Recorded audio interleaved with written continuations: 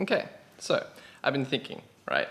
A tinkerer needs somewhere to tinker. All these projects that I'm starting, I need somewhere to actually work on them. I'm starting to get parts, I'm still waiting for some parts. So while I'm waiting for all this stuff for the Raspberry Pi, I thought that maybe I should build myself somewhere to tinker. So I went for a shop. I didn't really find anything that I liked. Nothing really was very suitable. Wow, that's a really bright light on the roof there. So let's turn this camera around and see what we've got here. This is my new workbench. It's not completed yet. It's nowhere near completed yet. I put it together. It was from the dodgy little section, the as-is section in IKEA. You can see here I've already started taking measurements, started figuring out what I need to do. So basically, this back section here, I'm going to build some support struts that come straight up from this, hold a backboard. Now I thought this is only 500 millimeters deep here, I think. Yeah, 500? Yeah, 500. Hey camera, what's up? Do you like focusing? No, apparently not.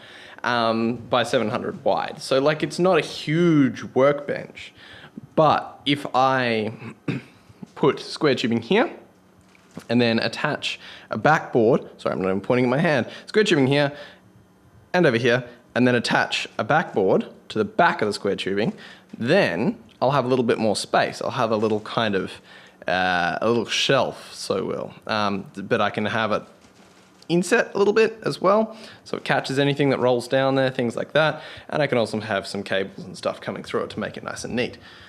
So you can see here, square aluminium uprights, alloy sheet pegboard behind. This gives small shelf and maximum bench space. Yeah, also cables. I've written all this at a ridiculously large late time at night. So I can also, so you can see on this one here, so I'm going to have the upright here, and then this little bit sticking out here. I don't know if these need to be braced, hence the little note down here.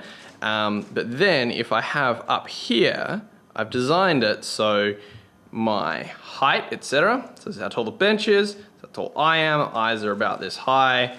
So we need to be about 600 millimeters above the tabletop in order for any lights that I put here to be below my eyes. So I want these to point down at the workspace, and then I might have another one here. So you kind of get this, you can see in my oily fingerprints here, you kind of get this, these different angles of light, which hopefully are going to make it nice and easy to see what we're doing. I might put ones on the side as well. Who knows? I don't know whether I'll use strip lighting or anything else. So here we go here. 30 millimeter square tube. If I can use 50 millimeters, I can get more space behind it. That should be, you know, doable. It might look not as good as using the same as the square legs on these. So these are 30 millimeter square here.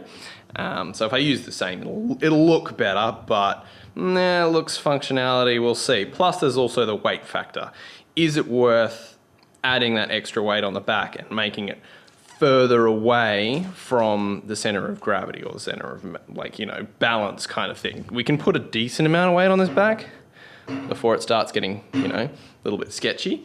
But we'll see how we go. So yeah guys, anyway, that's the project. There will be an update on it soon. See ya.